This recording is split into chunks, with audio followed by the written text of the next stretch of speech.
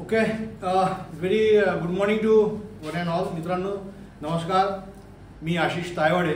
आज आपल्या पुढे technical education gateway to engineering careers, म्हणजे टेक्निकल एज्युकेशनमध्ये कुठल्या प्रकारचे विविध प्रकारचे करिअर्स आहेत, ते ऑप्शन्स आहेत, त्याबद्दल आपण आज या ठिकाणी चर्चा करणार आहोत.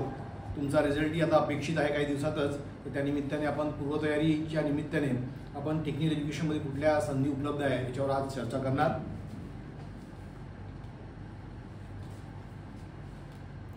सर्वप्रथम आपण बघूया की खरंच टेक्निकल एज्युकेशनच्या संदर्भात प्रत्येकजण म्हणतोय की टेक्निकल एज्युकेशन घेतल्याने आपलं करिअर सुदृढ होतं आणि आपल्याला नोकरीच्या संधी ज्या आहेत त्या चांगल्या पद्धतीने उपलब्ध होऊ शकतात. खरं तर गोष्ट अशी आहे की ज्या प्रकारे आपला भारताचं डेव्हलपमेंट सुरू आहे, तसं म्हणतात की development of whole nation is rest on the technical education only. तर टेक्निकल एज्युकेशनच्या निमित्ताने जर बघितलं आपण तर वेगवेगळ्या ज्या ब्रांचेस आहेत, जसं आता करंट ज्या ब्रांचेस आहे AI, cyber security, mechanical, civil, ज्या पारंपरिक ब्रांचेस आहेत, त्याच पद्धतीने आता नव्याने ज्या AI आणि सायबर सिक्युरिटी ज्या ब्रांचेस आहेत त्याचा आपल्याला कुठेतरी उपयोग होईल. इथे बघूया आपण की ब्रिजेस द स्किल गॅप आपण महत्त्व बघतो आहे की टेक्निकल एज्युकेशनचं महत्त्व काय आहे हे समजून घेऊ आधी आपण. स्किल जी आहे, जे स्किल रिक्वायर्ड आहे, आता कौशल्याचं युग आहे. कौशल्याच्या युगामध्ये प्रत्येक विद्यार्थ्याला कौशल्ययुक्त एज्युकेशन घेणं फार महत्त्वाचं, ही काळाची गरज आहे. म्हणून त्यानिमित्त आपण बघू की खरंच टेक्निकल एज्युकेशनचं महत्त्व काय आहे. तर हे काय करतं की जी गॅप आहे ती भरून काढतात. आपल्याला ज्या स्किल्स आवश्यक आहे त्या स्किल्स आपण आधी शोधून घेऊ आणि ज्या गरजेच्या आहेत त्या आपण आत्मसात करण्याचा प्रयत्न करू. Promotes the innovative and creativity. असं म्हणतात की इंजिनिअरिंग एज्युकेशन किंवा डिप्लोमा जर केला किंवा टेक्निकल एज्युकेशन कुठलंही घेतलं, ते ITI असो, डिप्लोमा असो, डिग्री असो, त्याच्यामध्ये आपल्याला इनोव्हेशन अँड क्रिएटिव्हिटी हे एक स्किल जे आहे ते आपल्याला आत्मसात होतं. एम्प्लॉयबिलिटी म्हणजे ज्याला आपण रोजगाराच्या संधी म्हणतो, रोजगाराभिमुख शिक्षण ही काळाची गरज आहे. त्याच निमित्ताने टेक्निकल एज्युकेशन घेतल्या कारणाने आपल्याला सहजरित्या रोजगार मिळेल याची शाश्वती आपल्याला हे एज्युकेशन घेतल्यानंतर होतं, ते ITI किंवा डिप्लोमा आणि इंजिनिअरिंग कुठलंही असो. डायव्हर्सिफाईड किंवा drive the economical growth. Economical भारताची किंवा कुठल्याही देशाची इकॉनॉमिकल ग्रोथ आहे, ती इकॉनॉमिकल ग्रोथ ही पूर्णपणे ही टेक्निकल एज्युकेशनवर डिपेंड आहे. कारण की जे काही डेव्हलपमेंट होते आहे, इन्फ्रास्ट्रक्चर डेव्हलपमेंट, रोड डेव्हलपमेंट, हे पूर्ण डेव्हलपमेंट जे आहे ते टेक्निकल एज्युकेशन म्हणजे जे इंजिनियर्स आहेत ते सुद्धा याच्यामध्ये सहभागी असतात प्रामुख्याने. Support digital transformation. डिजिटल युग आहे, आपल्याला प्रत्येकाला माहिती आहे, प्रत्येकाकडे मोबाईल, लॅपटॉप आणि जे आपले गॅझेट्स आपण यूज करत असतो, तर त्याचं महत्त्व आपल्याला माहिती आहे. किंबहुना आपल्याला मी हे सुद्धा म्हणेल की आपण मोबाईल किंवा कुठल्याही पद्धतीचं गॅझेट याच्याशिवाय आपण एक दिवस सुद्धा काढू शकत नाही. त्याच निमित्ताने आपल्याला त्याचं महत्त्व काय हे सुद्धा आपल्याला या ठिकाणी समजून घेणं गरजेचं आहे. Accessible and practical learning. आपल्याला हे एज्युकेशन घेतल्याने जे प्रॅक्टिकल नॉलेज आहे, म्हणजे फॉर एक्झाम्पल आपण जर एक उदाहरण जर घेतलं तर मोबाईल आहे. मोबाईलचं जर काही अडचण आली, मोबाईल जर बिघाड झाला तर आपण काय करतो की दुकानामध्ये नेतो. परंतु ॲज अ टेक्निकल इंजिनियर किंवा एक टेक्निकल डिप्लोमा होल्डर आहे, ITI होल्डर आहे, कुठलाही असो तो, तर त्या मोबाईलमध्ये काय टेक्निकल बिघाड झाला आहे, काय टेक्निकल ग्लिच झाली, हे आपल्याला प्रामुख्याने समजून घेणं गरजेचं आहे as a engineer. Open global opportunity. मित्रांनो, टेक्निकल एज्युकेशन घेतल्या कारणाने आपण भारतामध्ये किंवा भारताच्या बाहेर सुद्धा आपल्याला रोजगाराच्या संधी खूपशा उपलब्ध होण्याचे चान्सेस जास्त असतात. याला जर आपण नॉन टेक्निकल सोबत जर कम्पेअर केलं तर नॉन टेक्निकलला तेवढ्या रोजगाराच्या संधी उपलब्ध नसतात. तुम्ही जगाच्या पाठीवर कुठेही गेला, तुम्ही अमेरिकेला गेला, कॅनडाला गेला, जर्मनी, जपान, कुठल्याही देशात जर गेला, जर तुम्हाला टेक्निकल एज्युकेशनची जर साथ आहे, तुम्ही डिप्लोमा केला, इंजिनिअरिंग केलं, तर निश्चितच तुम्हाला जगाच्या पाठीवर कुठे पण रोजगाराची संधी उपलब्ध होण्याची शाश्वती जास्त असते. प्रामुख्याने आपण बघूया की टेक्निकल एज्युकेशनमध्ये ITI, diploma engineering and technology आणि डिग्री इन इंजिनिअरिंग टेक्नॉलॉजी. 10वी नंतर ITI होतं, ज्याला आपण इंडस्ट्रियल ट्रेनिंग इन्स्टिट्यूट म्हणतो. ते गव्हर्नमेंट आणि प्रायव्हेट दोन्ही असतात. आणि डिप्लोमासुद्धा, डिप्लोमा इंजिनिअरिंग हे गव्हर्नमेंट आणि प्रायव्हेट दोन्ही असतात. ह्या स्टेजेस आहे. तुम्हाला 10वी नंतर ITI सुद्धा 2 वर्षाचं करता येतं, त्याला आपण सर्टिफिकेशन कोर्स म्हणतो. ITI झाल्यानंतर तुम्हाला डायरेक्ट सेकंड इयर इंजिनिअरिंगला ॲडमिशन, डिप्लोमा इंजिनिअरिंगला ॲडमिशन मिळते. तो 2 वर्षाचा कोर्स असतो. 10वी नंतर जो डायरेक्ट 3 वर्षाचा कोर्स असतो त्याला आपण डिप्लोमा म्हणत असतो.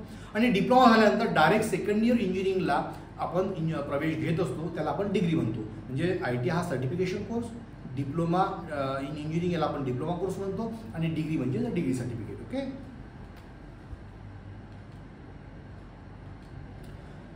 डिप्लोमा इंजिनिअरिंगचं महत्त्व काय हे समजून घेणं फार गरजेचं आहे. मित्रांनो, प्रत्येकाला असं वाटतं की कमी वेळेमध्ये माझं करिअर जे आहे ते स्थावर व्हायला पाहिजे. आपण त्याला करिअर सेटलमेंट असं म्हणत असतो. प्रत्येक विद्यार्थ्याला, विद्यार्थ्यांच्या पालकाला, प्रत्येकाला असं वाटत असतं की माझं करिअर 10वी नंतर 2 ते 3 वर्षामध्ये स्थावर व्हायला पाहिजे. विद्यार्थ्यांच्या पालकांना सुद्धा हीच अपेक्षा असते की माझ्या पाल्याने लवकरात लवकर कुठेतरी स्थावर होऊन त्यांच्या फॅमिलीला उदरनिर्वाहासाठी हातभार लावणं हे अपेक्षित असतं आणि हे काळाची गरज आहे. आज आपण बघतो की अनएम्प्लॉयमेंट म्हणजे बेरोजगारी हा फार मोठी एक समस्या आपल्या देशात आणि जागतिक पातळीवर आहे. मग ह्या अनुषंगाने जर आपण आधीच अवेअर झालो, अलर्ट झालो की मला 10वी नंतर नेमकं करायचं काय किंवा 12वी नंतर नेमकं करायचं काय, तर आपल्याला असे काही कोर्सेस शोधून ठेवणं गरजेचं आहे रिझल्ट लागण्याच्या आधी. होतं काय की रिझल्ट लागल्यानंतर धावपळ होतंय. मग आपण मित्रांना, नातेवाईकांना किंवा फॅकल्टी मेंबर, टीचर्स किंवा जे स्पेशलाइज्ड आहे, करिअर काउन्सिलर आहे, त्यांना विचारत असतो की आता नेमकं पुढे करायचं काय. मग गोंधळलेल्या अवस्थेत आपलं करिअर सिलेक्शन हे बरोबर होत नाही किंवा आपलं जे सिलेक्शन जे करिअर करतो ते कुठेतरी गोंधळलेल्या अवस्थेत आपण चुकीच्या मार्गाने करिअर सिलेक्शन करत असतो आणि हीच चूक आपल्या पूर्ण आयुष्यामध्ये आपल्याला ती सरत असते. म्हणून ह्या निमित्ताने, ह्या प्रेझेंटेशन, ह्या चर्चासत्र या निमित्ताने मी आपल्याशी जो संवाद साधतोय याचं मूळ कारण एवढंच आहे की आमच्याकडनं आम्ही तुम्हाला काय अपेक्षित देऊ शकतो. तुमचं करिअर आमच्या म्हटल्याने किंवा आमच्या गायडन्सने जर तुमचं करिअर चांगलं होत असेल तर निश्चितच याच्यामध्ये तुमचा फायदा आहे, तुमच्या कुटुंबाचा फायदा आहे. मित्रांनो, माझी तुम्हाला एवढीच विनंती आहे की कुठलंही तुम्ही करिअर चूज करा, परंतु ते करिअर चूज करतेवेळी प्रामुख्याने ज्या गोष्टी लक्षात ठेवायच्या त्या म्हणजे ते करिअर, ते एज्युकेशन घेतल्यानंतर मला लवकरात लवकर रोजगाराची संधी उपलब्ध होईल का, ते शिक्षण घेताना मला किती खर्च लागेल, ते माझ्या पालकांना परवडेल का, ते बिअरेबल होईल का, आणि त्याची परतफेड, ज्याला आपण रिटर्न ऑन इन्व्हेस्टमेंट तो ROI, ती परतफेड आपल्याला कशा पद्धतीने करता येईल हे सुद्धा आपल्याला फार महत्त्वाचं आहे. साधारणतः सर्वसाधारण कुटुंबातले मुलं असतात. फार काळजीची गोष्ट आहे की शिक्षणाला, टेक्निकल एज्युकेशनला फार पैसा खर्च असतो, जे कॉस्टिंग आहे. मग हे करतेवेळी सहजरित्या कमीत कमी खर्चामध्ये असं कुठलं शिक्षण आहे हो जे मी घेतल्यानंतर 10वी नंतर 3 वर्षामध्ये जर मला डिप्लोमा केला तर मला लागलीच नोकरीचे साधनं उपलब्ध होईल, रोजगाराच्या ज्या संधी आहेत त्या उपलब्ध होईल, त्या माझ्या लोकल प्लेसला, राज्यात किंवा भारतामध्ये, किंवा 2-4 वर्षाचा अनुभव घेतल्यानंतर तुम्ही आउट ऑफ इंडिया, भारताच्या बाहेर सुद्धा, परदेशात सुद्धा अशा फार अपॉर्च्युनिटी उपलब्ध होईल. मग ते शिक्षण कुठलं, तर ते शिक्षण म्हणजे डिप्लोमा इंजिनिअरिंग. ओके, तर डिप्लोमा इंजिनिअरिंगमध्ये मित्रांनो बऱ्याचशा ब्रांचेस आहेत, जवळपास 18 ते 20 प्रकारच्या ब्रँचेस आहेत. तुम्हाला जर डिटेल जर माहिती करून घ्यायची असेल तर तुम्ही DTE.org.in, डायरेक्टर ऑफ टेक्निकल एज्युकेशनच्या वेबसाईटवर गव्हर्नमेंट ऑफ महाराष्ट्र ज्या पूर्ण ब्रँचेस तिथे उपलब्ध असतात आणि त्याच प्रवेशाच्या संदर्भात तुम्हाला तिथे जावं लागतं. ओके, तर आपण समजून घेऊ की डिप्लोमा इंजिनिअरिंगचं जे महत्त्व आहे ते काय आहे. ओके, तर डिप्लोमा इंजिनिअरिंगचं महत्त्व बघा, अर्ली करिअर स्टार्ट. मी आता सांगितलं त्याप्रमाणे प्रत्येकाला वाटतं की 10वी असो, 12वी असो, असं किती दिवस शिकायचं आपण. 16 वर्ष 10वी, त्यानंतर मी 3 वर्ष 19 वर्ष, मग 19-20 वर्षामध्ये जर मी रोजगार मला उपलब्ध होईल किंवा मी माझ्या पायावर स्थावर होईल, माझं करिअर सेट होईल, असं कुठलं करिअर आहे. मग मी शोध घेतल्यानंतर मला कळतं की डिप्लोमा इंजिनिअरिंग, ज्याला आपण प्रामुख्याने पॉलिटेक्निक म्हणत असतो, डिप्लोमा इन इंजिनिअरिंग ज्याला म्हणतात, 3 वर्षाचा कोर्स 10वी नंतर केला आणि अर्ली म्हणजे 18 ते 20 वयोगटामध्ये तुम्हाला डिप्लोमा सर्टिफिकेशन झाल्यानंतर लागलीच नोकरीची संधी उपलब्ध होणारं एकमेव शिक्षण ते म्हणजे डिप्लोमा इंजिनिअरिंग. ओके, म्हणून आपण त्याला म्हणतो अर्ली करिअर स्टार्ट. मग काय प्रॅक्टिकल नॉलेज. मग हे शिक्षण कसं की या शिक्षणामध्ये प्रॅक्टिकल नॉलेज आणि बेसिक फंडामेंटल इंजिनिअरिंग हे नॉलेज आपल्याला आत्मसात करता येतं. ITIमध्ये तुम्हाला प्रॅक्टिकल नॉलेजवर भर असतं, डिप्लोमामध्ये practical along with the your basic engineering knowledge याला प्रामुख्याने याच्यावर जास्त भर दिला जातं. आणि डिग्री इंजिनिअरिंगमध्ये तुम्हाला प्रॅक्टिकल आणि डेप्थ नॉलेजमध्ये तुम्हाला भर टाकला जातो. ओके, मग प्रॅक्टिकल नॉलेज तुम्हाला आत्मसात केल्यानंतर कॉस्ट इफेक्टिव्ह एज्युकेशन आहे का, मी आत्ता सांगितल्याप्रमाणे खरंच माझ्या कुटुंबाला हे परवडेल का. काही आमचे स्टुडंट्स, विद्यार्थी मित्र हे शेतकरी कुटुंबातले असतात, ग्रामीण भागातले असतात, कदाचित माहिती नसतं. मग कुठल्या अशा फॅसिलिटी आहे, गव्हर्नमेंट ऑफ महाराष्ट्र काही स्कॉलरशिप आहे का. मग तुम्हाला कॉलेजमध्ये ॲडमिशन घेतल्यानंतर तुमच्या मेरिटवर जर कॉलेजवाल्यांनी तुम्हाला काही जर फी वेवियर केलं तर फी जर तुमच्या पर्सेंटेज बेसिसवर, तुमचं जर पर्सेंटेज चांगला आहे आणि तुम्ही जर कॉलेजला रिक्वेस्ट केली की सर माझी आर्थिक स्थिती बरोबर नाही, तुम्ही मला काही मदत करू शकतात का? तर असे काही इन्स्टिट्यूशन आहे ज्यापैकी मी सांगेल की गव्हर्नमेंट जे पॉलिटेक्निक इन्स्टिट्यूशन आहे नागपूरमध्ये ते तुम्हाला फी वेव्हिअर करू शकणार नाही, परंतु प्रायव्हेट ज्या इन्स्टिट्यूशन आहे त्यामध्ये आपण प्रामुख्याने जर नाव घेतलं तर एक संस्था आहे ज्याचं नागपूर इन्स्टिट्यूट ऑफ टेक्नॉलॉजी नागपूरमध्येच एका प्रमुख ठिकाणी ती आहे आणि गेल्या अनेक वर्षापासून जवळपास माझ्या मते 20 वर्षाचा जास्त कालावधी झाला ती संस्था या नागपूर शहर आणि विदर्भामध्ये अग्रगण्य संस्था नावारूपास आलेली आहे. तर त्यांना सुद्धा तुम्ही रिक्वेस्ट करू शकता की सर अशी माझी परिस्थिती आहे आणि मी होतकरू आहे, मला मेहनत करायची इच्छा आहे आणि माझं करिअर स्थावर व्हायला पाहिजे अशी माझी इच्छा आहे, परंतु माझ्या कुटुंबाचं आर्थिक स्थिती बरोबर नसल्याकारणाने मी तुम्हाला रिक्वेस्ट करतो. तर रिक्वेस्ट केल्यानंतर काहीतरी मार्ग निघेल अशी अपेक्षा आपल्याला त्यांच्याकडे करता येईल. ओके, तर हे झालं कॉस्ट इफेक्टिव्ह. नंतर आहे pathway to higher education. Pathway म्हणजे काय की तुम्ही डिप्लोमा इंजिनिअरिंग केल्यानंतर तुम्हाला डायरेक्ट सेकंड इयर इंजिनिअरिंगमध्ये तुम्हाला ॲडमिशन मिळू शकते. डायरेक्ट सेकंड इयर इंजिनिअरिंगमध्ये ॲडमिशन केल्यानंतर तुम्हाला सेकंड इयर, थर्ड इयर आणि फोर्थ इयर म्हणजे डिप्लोमा नंतर 3 वर्षामध्ये तुम्हाला डिग्री इन इंजिनिअरिंग तुम्हाला सर्टिफिकेशन डिग्री अवॉर्ड होऊ शकते. ओके, हे फार सुंदर आणि अतिशय चांगलं एक चॅनल आहे, पाथवे आहे. मित्रांनो अजून एक तुम्हाला सांगू इच्छितो बघा, 10वी नंतर आता जो ट्रेंड आहे तुम्हाला प्रत्येकाला माहिती आहे, हा ट्रेंड असा आहे की 10वी नंतर लागली 11वी 12वी सायन्सला जातात. मग 11वी 12वी सायन्सला गेल्यानंतर अमाप अशी फीज आहे प्रायव्हेट कोचिंग क्लासेसची, जवळपास 2 ते 3 लाखाच्या घरात फीज आहे. मित्रांनो जर तेवढ्या पैशामध्ये तुमचं करिअर जर स्थावर होत असेल तर का बरं तुम्ही प्रायव्हेट कोचिंग किंवा 11वी 12वीचा कल हट्टास कराल, त्या कलला जाल, त्या डायरेक्शननी जाल? तेवढ्या पैशामध्ये किंबहुना त्याच्यापेक्षा कमी पैशामध्ये तुमचं जर करिअर जर स्थावर होत असेल तर निश्चितच डिप्लोमा इंजिनिअरिंग हे एकमेव असं शिक्षण आहे जे माझ्या करिअरसाठी फार उपयुक्त आहे. आणि जर मी माझ्या परिवारामध्ये जर मी स्थावर झालो, माझ्या पायावर जर उभा झालो तर निश्चितच मी माझ्या कुटुंबाला कुठेतरी उदरनिर्वाहासाठी हातभार लावू शकेल अशा पद्धतीची पोझिशन माझी एक 2 ते 3 वर्षामध्ये, 10वी नंतर 3 वर्षामध्ये होईल ही अपेक्षा असते. Okay, then higher employability. मित्रांनो हायर एम्प्लॉयबिलिटीचा अर्थ असा असतो की तुम्ही रोजगारोन्मुख शिक्षण घेता का, तुम्ही कौशल्ययुक्त शिक्षण घेता का. आताची जी गरज आहे भारतामध्ये किंवा आंतरराष्ट्रीय पातळीवर जर आपण विचार केला, प्रत्येक ठिकाणी तुम्हाला स्किल बेस्ड एज्युकेशन हे इम्पॉर्टंट आहे. It is a need of time to have the skill based education.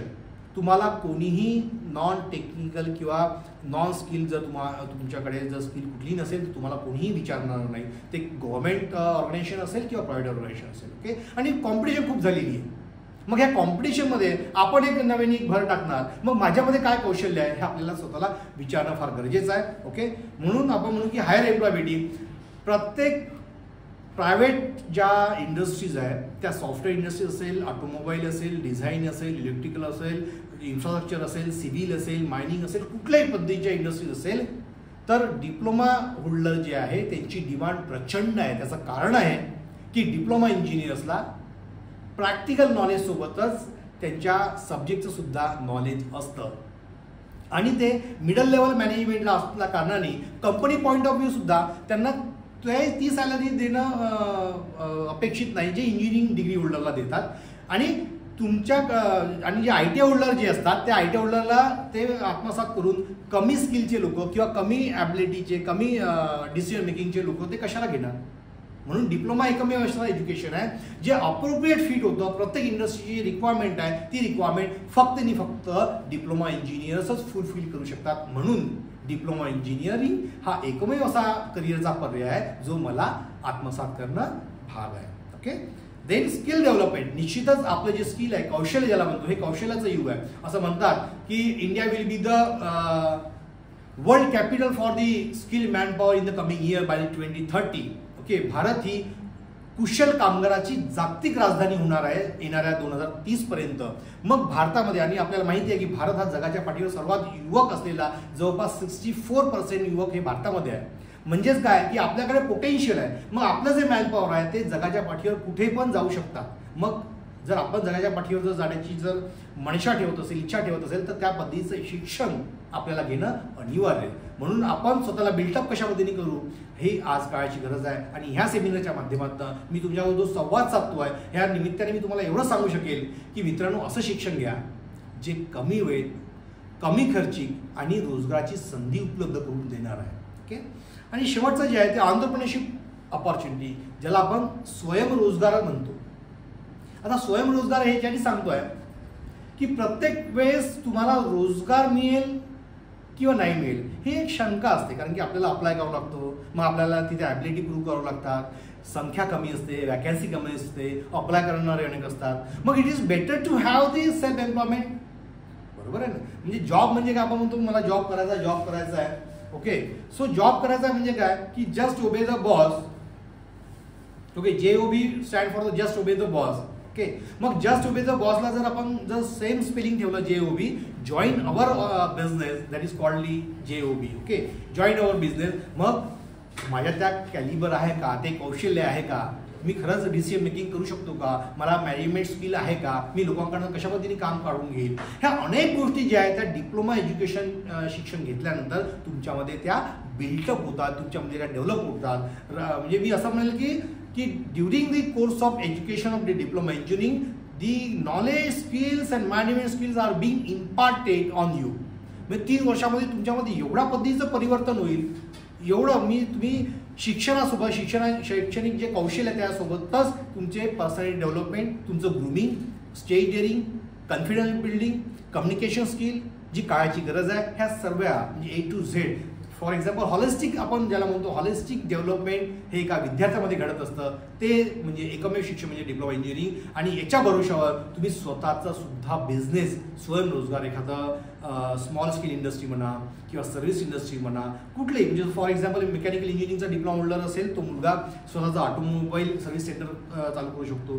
एखादा कॉम्प्युटर इंजिनिअरिंगचा मुलगा असेल तो सॉफ्टवेअर डेव्हलपमेंट स्टार्ट करू शकतो, तो वेब डेव्हलपमेंट करू शकतो, तो एखादा सायबर सिक्युरिटी असेल तो सायबर सिक्युरिटीचं कन्सल्टेशन करू शकतो. तर अशा अनेक संधी डिप्लोमा इंजिनिअरिंगमधनं उपलब्ध आहे. म्हणजे मित्रांनो, तुम्ही हे एक गोष्ट लक्षात घ्या की डिप्लोमा इंजिनिअरिंग केल्यानंतर तुम्हाला नंबर 1 रोजगाराची संधी उपलब्ध होईल. नंबर 2, ॲट द वर्स्ट केस जर रोजगार आपल्याला नाहीच मिळाला, आपण प्रयत्न करू. इन्स्टिट्यूशनच्या माध्यमातून, ज्या कॉलेजमध्ये आपण शिकतो आहे त्या संस्थेच्या माध्यमातून आपल्याला पूर्ण सहायता मिळतेच, हेल्प मिळते. परंतु जर ती सहायता मिळाल्यानंतर सपोज जर नाहीच झालं, मग करायचं काय पुढे? मग आपल्याकडे self employment is called entrepreneurship. मी होणार, मी मालक, मी या कंपनीचा मालक. म्हणजे तुम्ही रोजगार देणारे सुद्धा बनू शकता.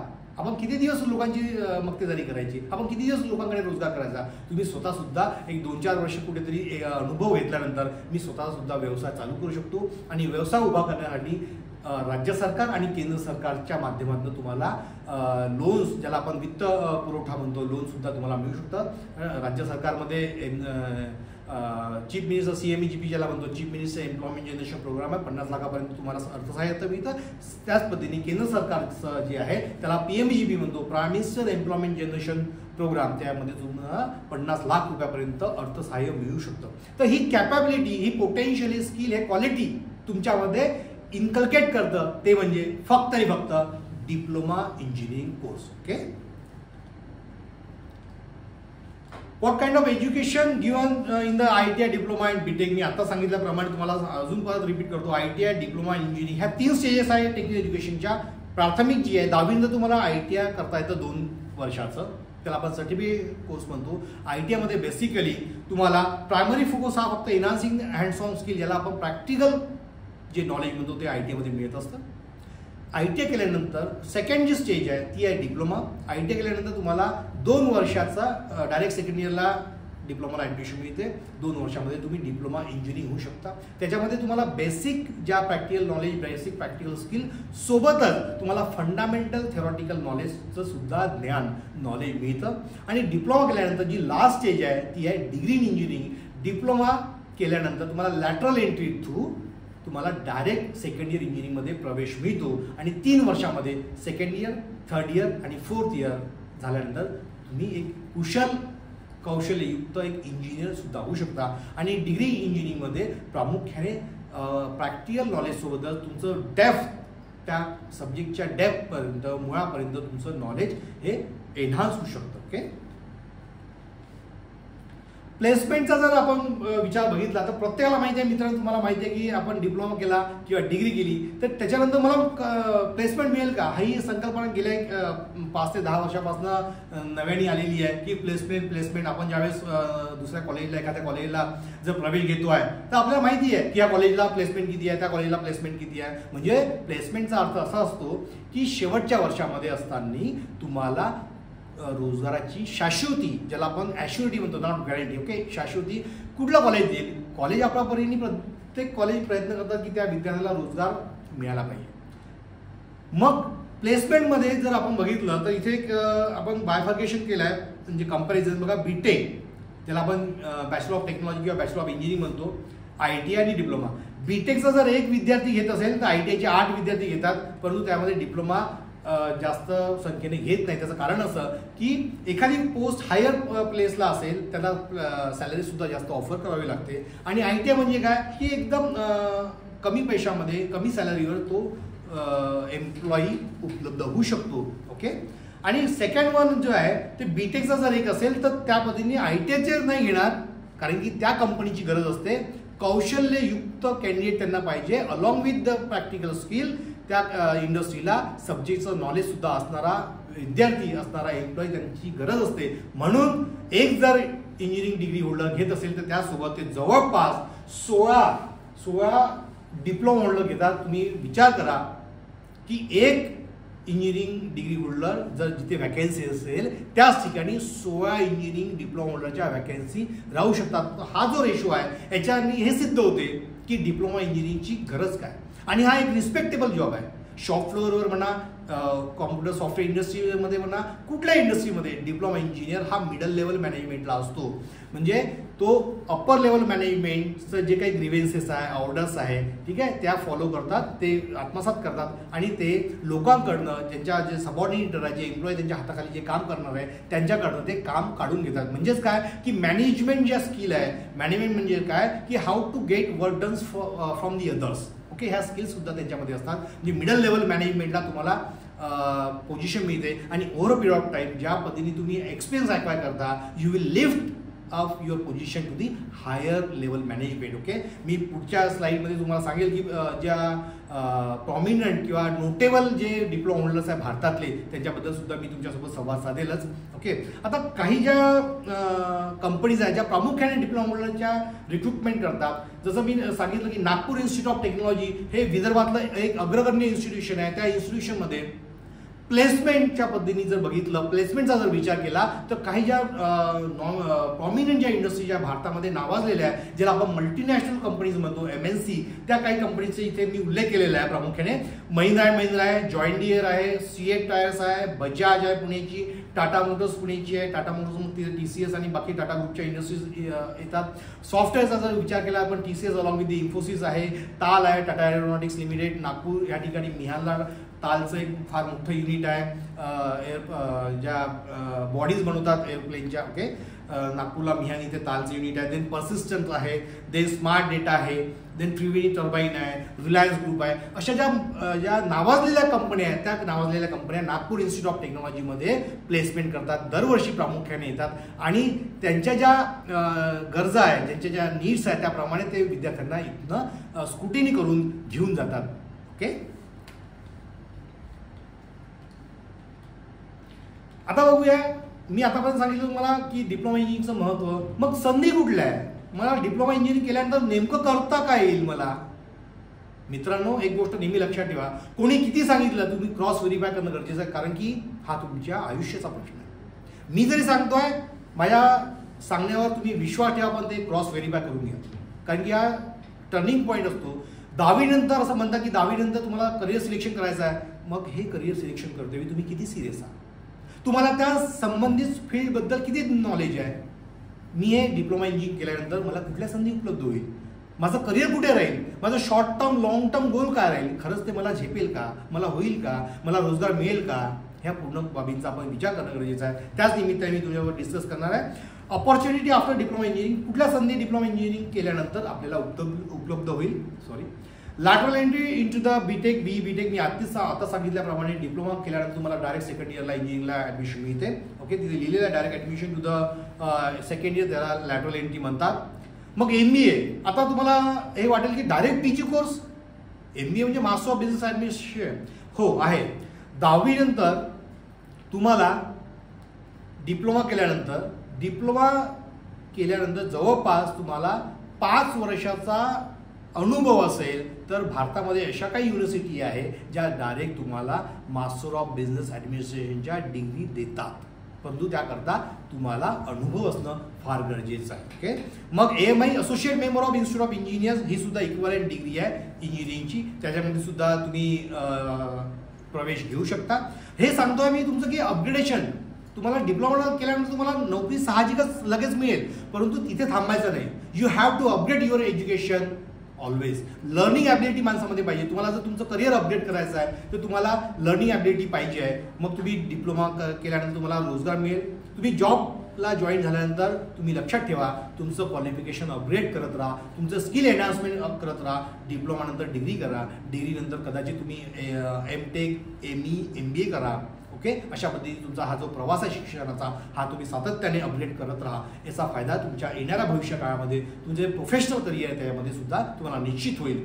मग आहे स्पेशलाइज सर्टिफिकेशन, जे काही कोर्सेस आहे, AI, IoT आहे, इंटरनेट ऑफ थिंग्स आहे, सायबर सिक्युरिटी आहे, याच्या काळाच्या गरज आहे, हे सुद्धा सर्टिफिकेशन तुम्ही करू शकता.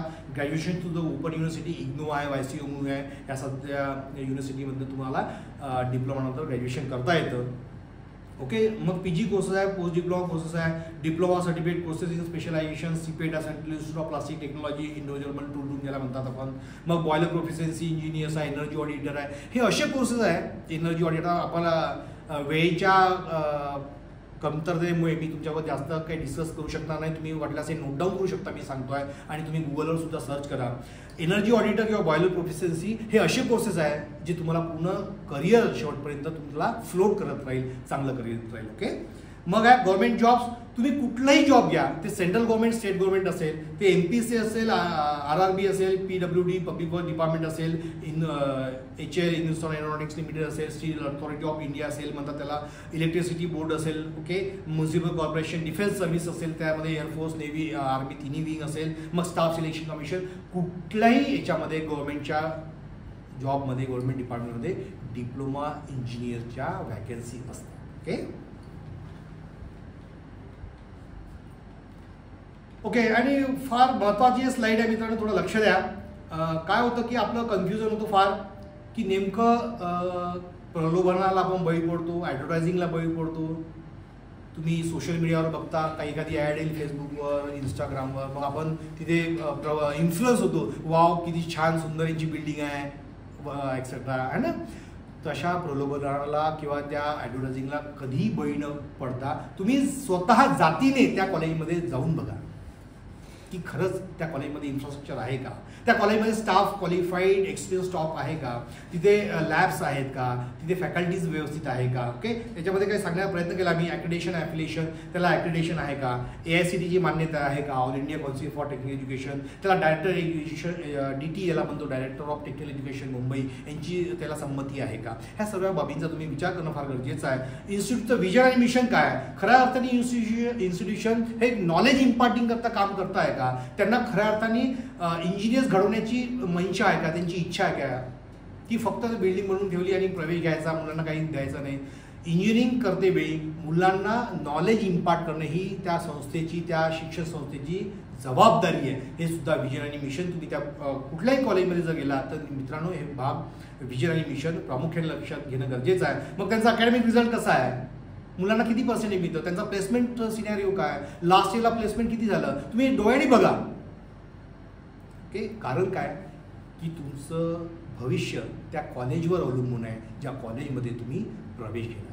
ओके, म्हणून इंडस्ट्री एक्सपोजर काय आहे, तुम्हाला इंडस्ट्रीमध्ये तुम्हाला काही एक्सपोजर मिळत आहे का, तुम्ही ज्यावेळेस शिकता त्यावेळेस तुम्हाला इंडस्ट्री व्हिजिट होते का, इंडस्ट्रीमध्ये काय घडामोडी चालत आहे, करंट सिनॅरिओ काय, करंट प्रॅक्टिसेस काय, कुठल्या टेक्नॉलॉजी आहे. ओके, म्हणजेच इन्स्टिट्यूशन, ज्या इन्स्टिट्यूशनमध्ये तुम्ही प्रवेश घेणार आहे ते इन्स्टिट्यूशन आणि इंडस्ट्रीचं काही कोलॅबरेशन आहे का.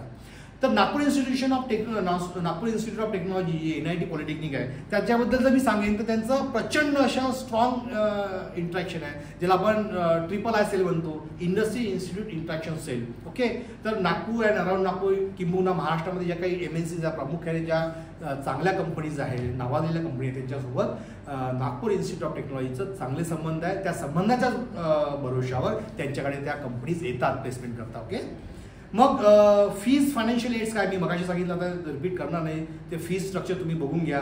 फीज स्ट्रक्चर शिक्षण शुल्क समिती असते महाराष्ट्र शासनाची, ती फीज ठरवून देते. तेवढीच ठराविक फी त्या कॉलेजने घेणं बंधनकारक आहे. त्याच्यावरती कुठलीही फीज आकारता कामा नये. हा जबाब तुम्ही त्या संस्थेला, त्या कॉलेजला विचारणं गरजेचं आहे. हे राईट्स प्रत्येक विद्यार्थ्याला असतात. हा अधिकार प्रत्येक विद्यार्थ्याला असतो की आपल्याला माहिती पाहिजे त्या संस्थेची फीज किती आहे आणि ती फीज गव्हर्नमेंट ऑफ महाराष्ट्राने आकारलेली असावी.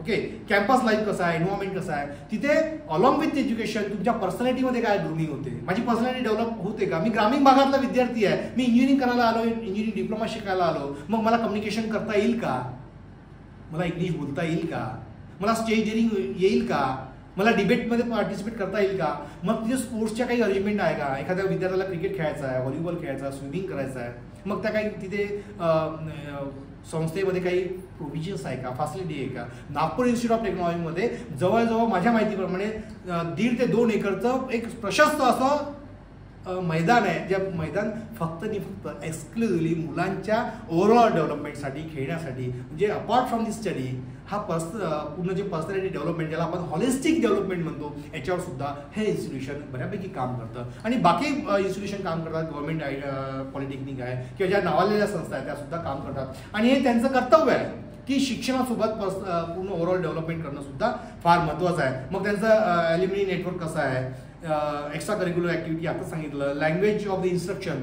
मग एखाद्या विद्यार्थ्याला वाटत असेल की माझं 10वीपर्यंत मराठी मीडियम आहे आणि डिप्लोमा इंजिनिअरिंग हे पूर्णपणे इंग्लिशमध्ये आहे. नॅशनल एज्युकेशन पॉलिसीमध्ये असं म्हटलं गेलेलं आहे की तुमच्या रिजनल लँग्वेजमध्ये शिक्षण द्यावं, परंतु ते अजूनपर्यंत त्याचं इम्प्लिमेंटेशन झालेलं नाही.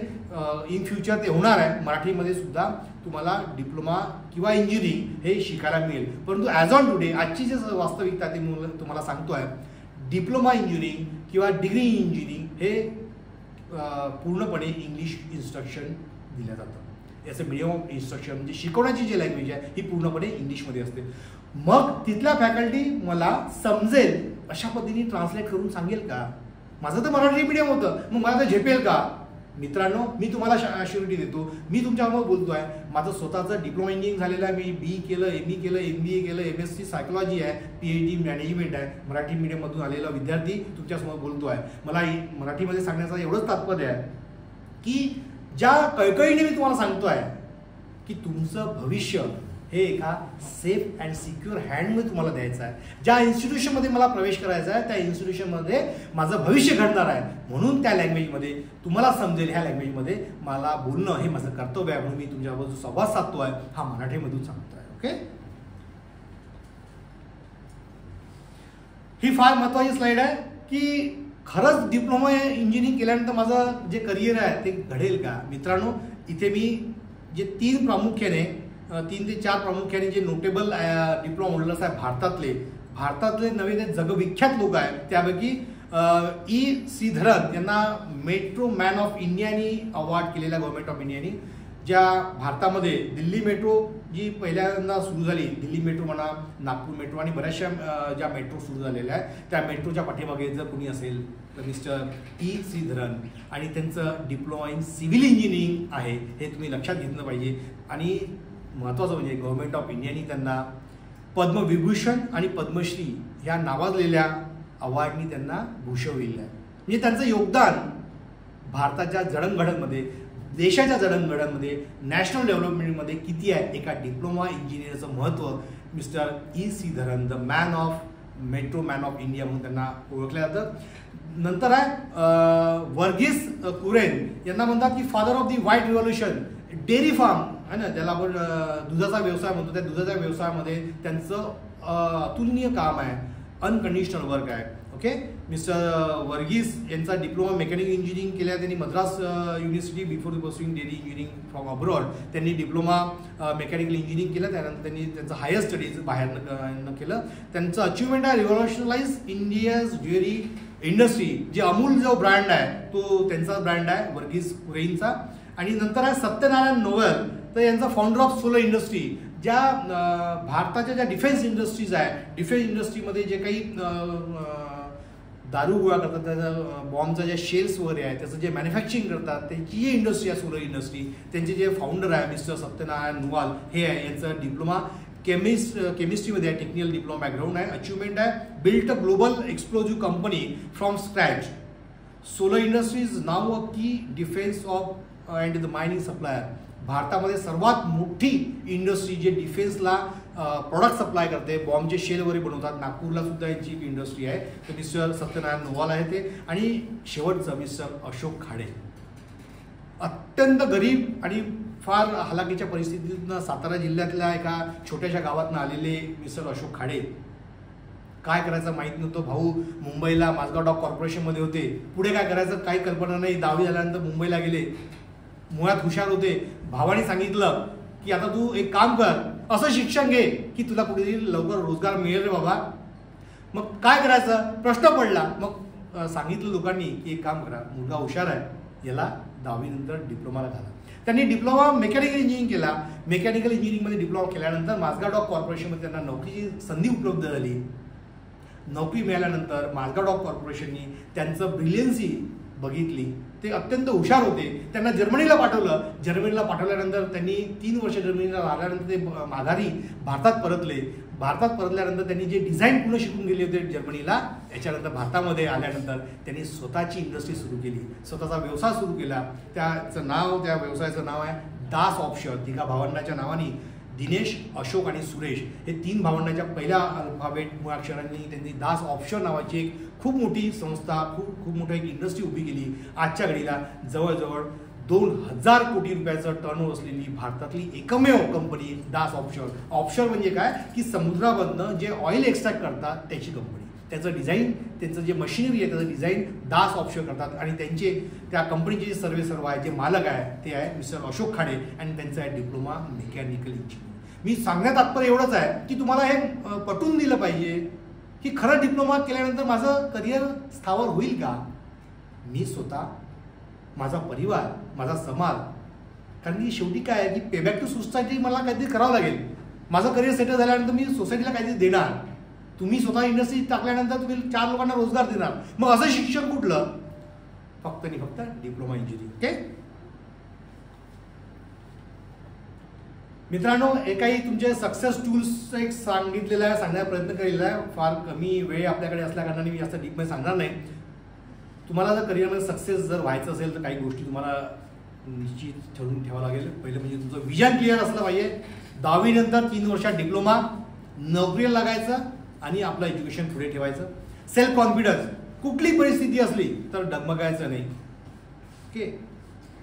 मंजिल बड़ी जिद्दी होती है, हासिल कहाँ नसीब से होती है, वहाँ तूफान भी हार जाते हैं जहाँ कश्तियाँ जिद पे होती है. भरोसा अगर भगवान पे है तो जितना नसीब में लिखा है उतना ही मिलेगा. भरोसा अगर भगवान पे है तो जितना नसीब में लिखा है उतना ही मिलेगा. लेकिन भरोसा अगर खुद पे, that is called self confidence. भरोसा अगर खुद पे तो भगवान भी उतना देगा जितना आप चाहोगे. ओके.